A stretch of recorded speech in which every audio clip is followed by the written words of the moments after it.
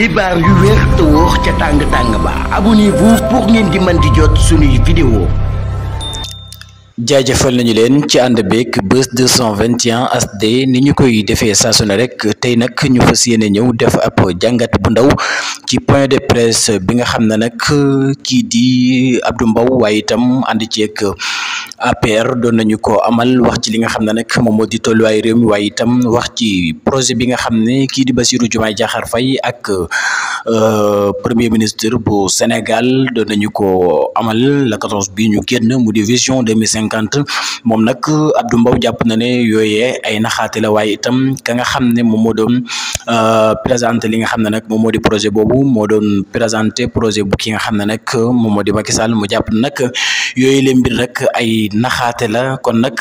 mën nañoo jàpp ne moom Abdou Mbow daal la mu jàpp moo di ne ki nga xam ne moom moo di Ousmane Sonko ak Bassirou Diomaye Diakhar Faye dañu fay ñëw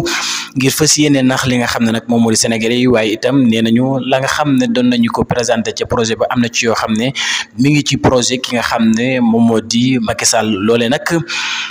mën naa wax ne lu jaadu la parce que nekkul ne li nga xam ne moom moo di Macky Sall li mu indi lépp dafa bon am na ci yoo xam ne baax na am na ci yoo xam ne dafa bon waaye itam ñi nga xam ne ñoo fi nekk jamono ji am nañu droit xool ci li nga xam ne nag moom la fi Macky Sall bàyyi mu nekk loo xam ne lu baax mu di projet boo xam ne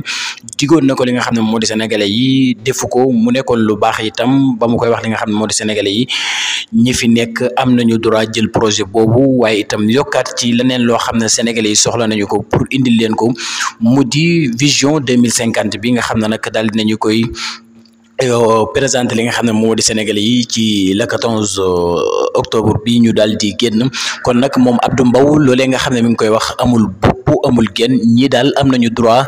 présenté li nga xam ne nag moom moo di seen projet waaye itam Sénégalais yi nag dégg nañu projet bi nga xam ne nag présenté nañu leen ko waaye itam te ci gëm ko lool ba foo dugg ci li nga xam ne nag moom moo di réseaux sociaux yi ñoom daal la ñuy wax moo di vision 2050 kon nag ñoom lépp loo xam ne Ousmane Sonko wax na ko wa ilaa mu koy waaje wax wala mu jëf ko rek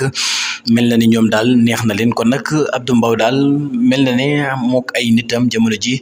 dañuy daal di wax ci li nga xam ne nag moom moo di air bi wala sax lenn ci Sénégal yi joxuñ leen li nga xam ne nag moom moo di bopp